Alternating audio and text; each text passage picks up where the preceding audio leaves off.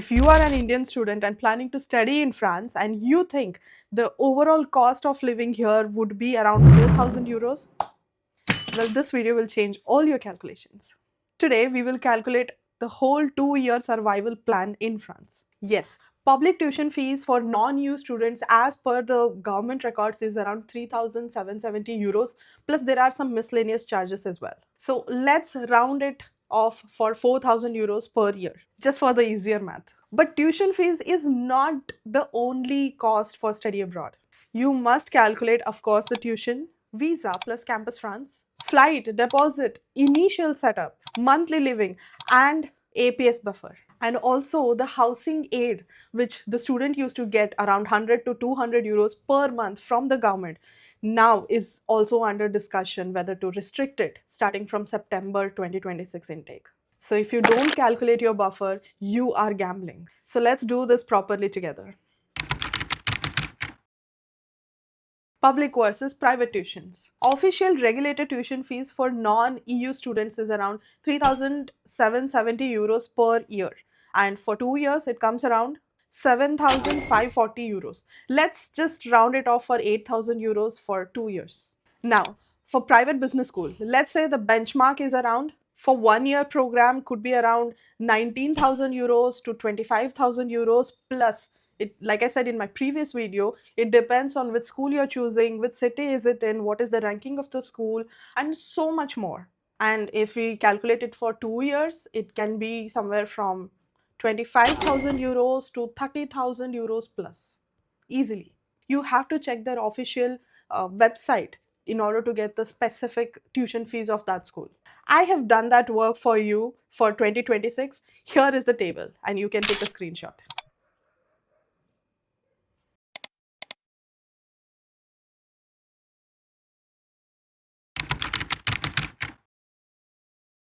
Now let's talk about pre-arrival costs. Before you land in France, you will spend money on various elements. One of those is Campus France fees, long stay student visa fees, VFS charges, document translation, and apostillization, flight, first month of your rent and deposit. By the way, that can also include your guarantor fees. You will have to check with your landlord if they can waive it off. So your realistic pre-arrival buffer could be so much. Now, one-time setup cost. So what does this mean? Once you move into a new house, right? So there are a lot of things that we require specifically because we come from a different country and we have specific needs. For example, for me, I needed extra set of utensils, which they did not have, so I had to buy, and there were some stuffs that were missing, such as racks, some table, chairs, small things. So plus also the air cooler, which is very much required. You usually get heaters pre-built in your house, but the air cooler is a necessity. Sometimes the landlords gets it to you if you request them, but sometimes you'll have to buy it. Maybe a ceiling fan. You don't have ceiling fan, right? So maybe you end up buying a table fan or maybe a air cooler. So there are a lot of other stuff. So let's cover that. If you move in, you may also need bed, pillow, baskets, laundry bags, basic utensils, cleaning supplies, kitchen, grocery setup, fan, table fan, or the air cooler, depending on the city that you live in. So up north, you may not require it, but if you come to south of France, well, yeah, that's a necessity. The SIM card, so the realistic one-time setup can come around 300 euros to 800 euros, all depending upon what the apartment includes.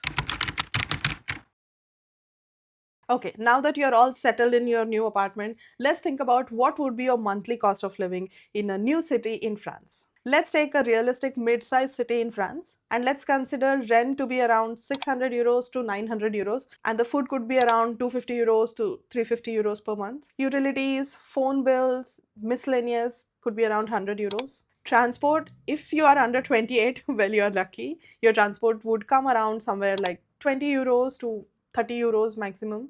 And if you're above 28, well, it can be around 60 plus euros. City specific transport charges, I have listed it down as of 2026, but you can recheck as well. Here it is.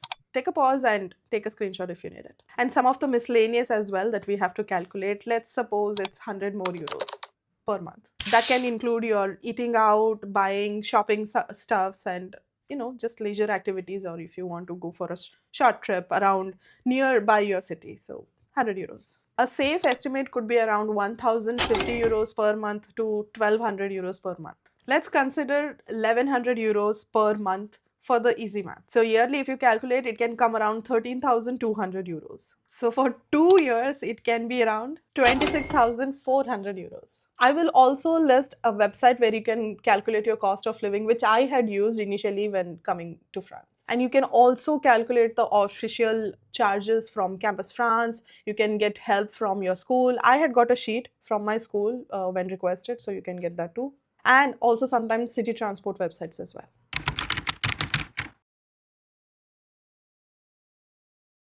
The burning hot topic, CAF, which is your housing subsidy. CAF does not pay your full rent. Each student can get around 100 euros to 200 euros per month. 200 euros is a common uppercase for many students. It does not increase every year significantly without any explicit reasons. Also, you must confirm your residency every 6 months, or payment can stop. And the amount that you receive can majorly depend on a lot of criteria, some of which could be when was your house built year, which area is it in the outskirts, or it is inside, right in the middle of the city center, and the utilities, the kind of utilities that your apartment has, and so much more. But there is an important update. As of now, CAF still exists for students, but here is where things become uncertain.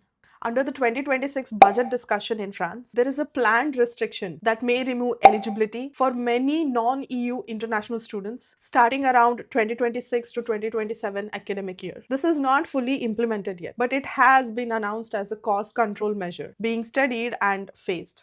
So what does this mean to you who is sitting in India and planning to come to France? Well, you should not plan your financial around CAF, assuming that it will still exist when you come here. So if your CAF reduces or does not exist when you come here, your rent does not change. Only the support disappears. So your monthly cost immediately increase around 100 to 200 euros. That is around 1200 to 2400 euros increase per year. For 2 years, it may come around 4,000 euros, and which you have to cover yourself. And this is why, depending on subsidies while planning your study abroad journey is risky. Policies may change, but your rent will not. So for safety, when calculating your financial budget, assume zero CAF. If you receive it later, it becomes a relief.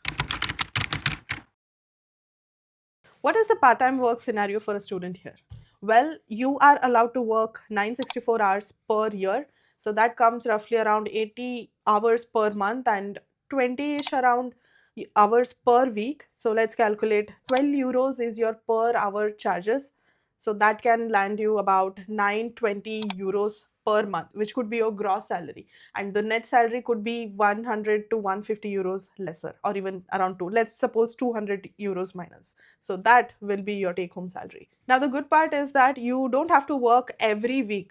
Let's suppose you have exams, or your classes are scheduled every day and you don't have time. So you skip those days and you can work on those days when you are available. But make sure the whole year you work under 964 hours and do not exceed it. Now, what is the scenario of getting or landing these part-time jobs?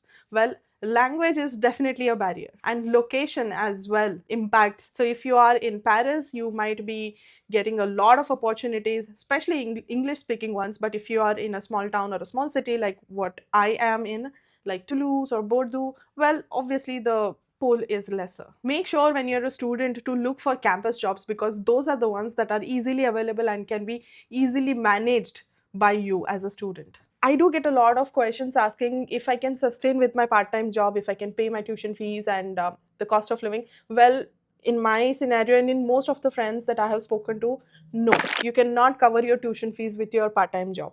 The part-time job can only cover the cost of living and some leisure activities, but not more than that. Don't assume, but if you get to do that, well, very well. It will be a hectic life, and if you can do it, but I would still suggest don't assume that.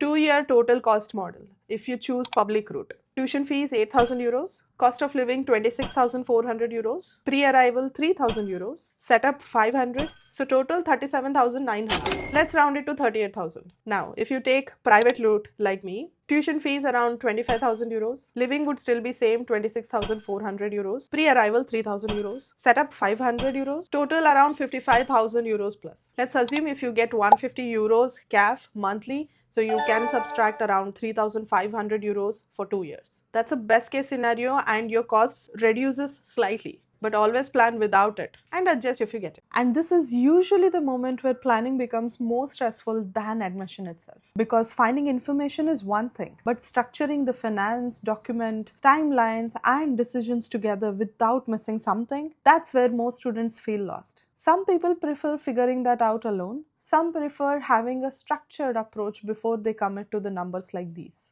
One example is Ecole Mentor. They work with the students preparing for higher education in France, helping them organize application steps, understand financial planning, and map the process clearly before moving.